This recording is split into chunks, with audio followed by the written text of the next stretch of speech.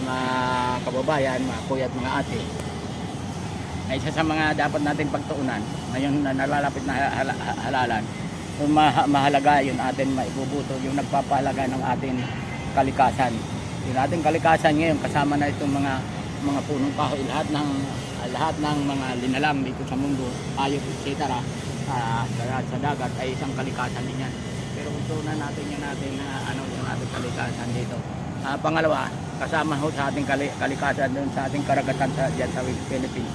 Kaya mga kababayan, itong pagpapahayag natin ito, tinitingnan po natin ito sa bukas makalawa, tatalakayin natin itong mga kandidato mula sa senatorial hanggang congressman kung paano natin sila susuportahan batay sa kanilang mga programa na nagpapahalaga sa kapakanan at kapakinabangan natin mga sa kapakinabangan ng ating mga kababayan. Unang pangunahin na dito yung pangangalagaan nila yung ating kalikasan. Kaya paghihimay-himay natin sa mga susunod na araw kung sino ang dapat natin suportahan. Pangalawa, nais din po natin suportahan at ipaliwanag hanggat maaga na yung ating na pagkasalukuyan pamahalaan na si PBBM. Ako pinapaliwanag pangunahin ko na sinasabi sa inyo, ang inyong ambanlingkod ay makapamahalaan. Mga kapamahalaan na kailangan itong mga programa ng kasalukuyan administration ay ang kailangan natin tingnan at pagsuriin natin kung sino itong mga kandidato na dapat susuporta sa kapakanan at kapakinabangan ng ating pamahalaan na isusulong at susuportahan ang programa ng ating pamahalaan ng kasalukuyan. Kaya mga kababayan, maglalabas kami ang ating mga kasama, lalo na yung pangunahin ng ating mga kinasasanay grupo, yung alyansa ng masan ayaw ng korupsyon.